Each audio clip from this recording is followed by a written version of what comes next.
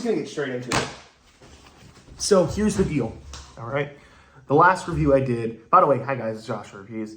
The last review I did was for a movie called The Toolbox Murders, and I surprisingly liked it. It was really good.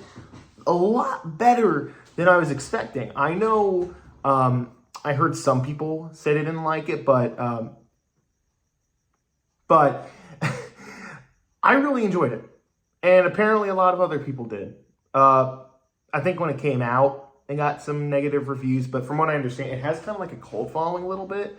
Like people who discovered it were kind of like, whoa, surprisingly a good movie. Well, in 2013, they were like, hey, let's do a sequel. So the interesting thing about the sequel, The Toolbox Murders 2, it's the second time I've said that,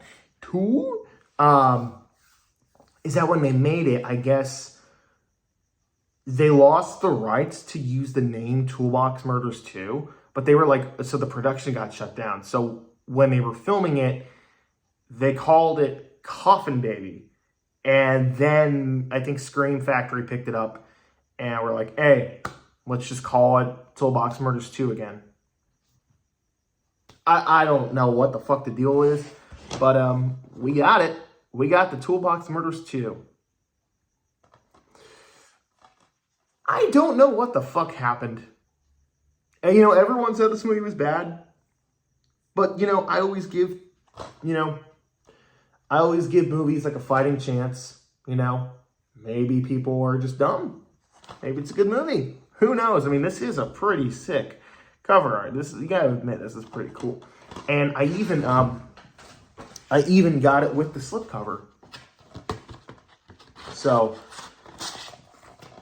but unfortunately, this movie sucks. No, it's really bad. This movie's actually really fucking bad. And look, man, I don't like shitting on movies. Despite, you know, when I do shit on films, I go on like a little, but this was bad. Okay, so right away, I knew this. I knew I was in for a treat when, well, actually, no, it's the opposite from a treat. It's like what you call shit. It's just shit. So I knew I was in for shit when when the movie opened with Coffin Baby, I guess is his name. I think it was like maybe mentioned once in the first movie that was his name, but I can't remember.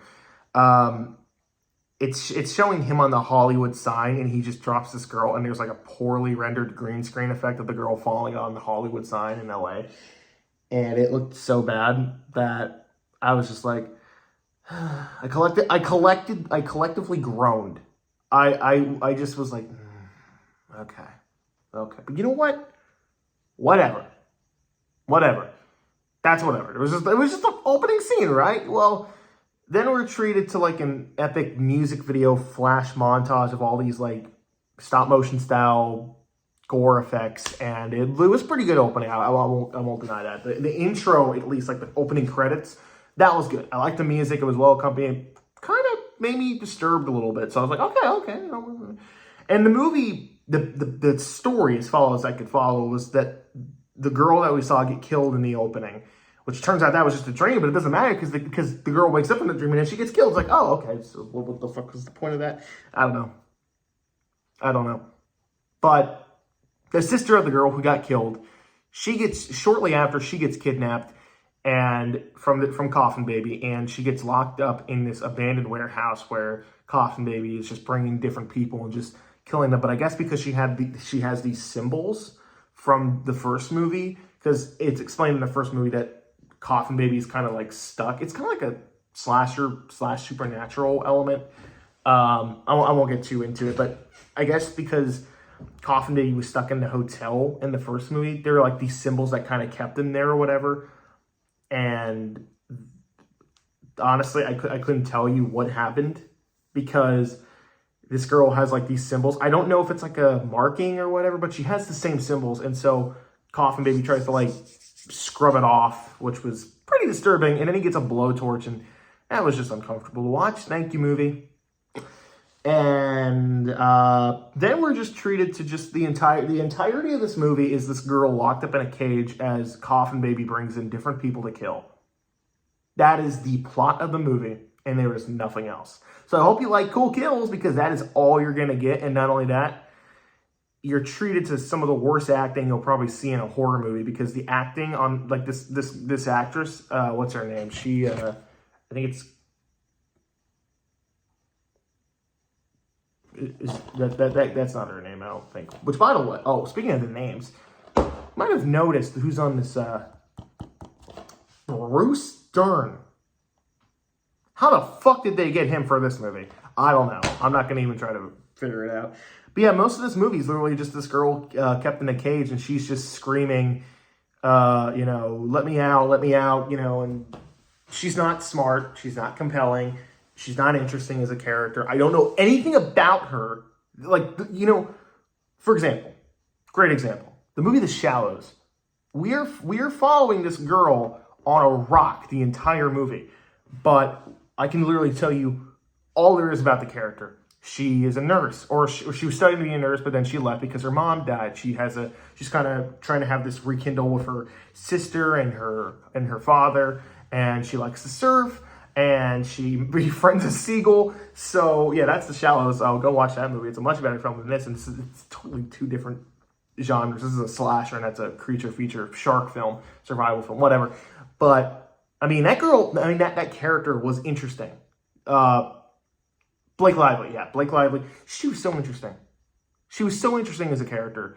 And this character, I don't fucking remember her. Like, I'm gonna forget about her.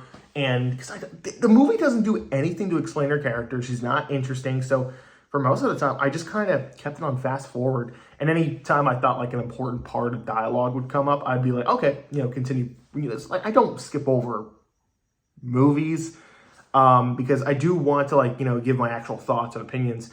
I did watch this film in its entirety, but some parts I did skip because it just dragged. I mean, a lot of this film just drags. And I don't, dude, I was literally talking about this in the last review. It's like, what is it with movies that just have such a hard fucking time with keeping, like, my interest? I don't know what it is. It's not that hard to keep me entertained. I mean, you can literally, I mean, I'm that type of person who, like, will defend, like, certain scenes, even if they don't make sense. And this is a weird example, but you guys know that scene in The Polar Express when they're on the train and then they get off track and they're on the ice, and then they go into, like, this roller coaster track down the mountain. I don't know if you've ever seen Polar Express. It's a great movie. Watch it during December. But what does that scene add to the movie?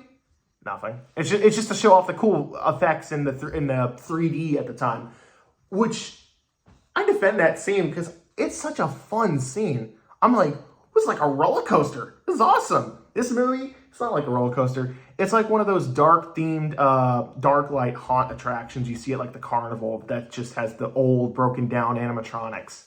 That's literally how I describe this movie. It is such a slog. It's such a buzzkill. It's such a buzzkill, man. This movie was such a letdown. I mean, they did nothing to progress the story, especially from the first movie. And I get it if they were having production issues with that, but it's just like, they don't do anything with the IP. It's like, okay, you had production issues to begin with. That's fine. You're going to call it something else. But, like, why even continue to, like, use this license? It makes no fucking sense. And it just goes nowhere. Nothing happens in this movie. I can't stress it enough. Nothing happens in this movie. I think the two positives I can say is there's, like, maybe one scene that did keep my interest, and that's a fight scene towards the end where I was kind of like, okay, you know, that wasn't too bad for what this film is. Because this movie looks awful. I'm sorry. This film looks terrible. I don't like the way this film looks. And the other noteworthy thing is the kills. The kills and the blood and gore effects were pretty fucking good. I'm not going to deny that. So, you know, if you're a gorehound, you're going to love this film. You're going to eat this up. If you just want to watch a movie with dumb kills, you're going to be like, oh my God, this film was just for me. Holy shit. It's like they were speaking directly to me. But I'm sorry. I'll take an interesting story and interesting characters any other day than something like this. This film was a slog. It honestly, and one other thing I should mention before I get my rating and final thoughts. The kills just felt meaningless. I've said it before in other films, especially torture porn films. I think it's my least favorite genre. That doesn't mean I'm going to like stay away from it. Well, actually, no, it probably is. Because most torture porn films, they're just like, hey, just throw some blood, get some kills in, and just call it a day. You know, the audience will just eat it up. It's just like, no, I'd prefer it if there was like a reason. Like the original Saw, there's reason behind the killings. There's reason behind the traps. There's reasoning for why it's as gory as it is. And as the series progresses, yeah, like, they kind of lose sight in that, but there is still an engaging story that we follow. And as a Christian, you know, I always like it when a horror film tells an interesting story. And there is actually a biblical angle in this film, but it's not well handled. Nothing is well handled in this film. It's just a last minute addition to try to explain some stuff that wasn't already explained. Which, by the way, one last thing. I'm so sorry. This movie has no ending. This film just ends. I'm not even going to care. I'm just going to spoil it. So, the main girl gets this, she finds a phone from this ghost girl. They don't explain it. And she calls the police, I guess. And the police show up. They find all the bodies and whatnot. And then they look at a corpse hanging from the wall. And they're like, oh my God. And then it zooms in on the body, and that's the end of the movie. It's the end of the movie. They don't show her getting rescued. They don't show Coffin Baby getting killed. It was bad. It was bad. So, of course, the movie's going to get an F. I mean, did you expect anything else? So, hopefully the next movie I review will be better.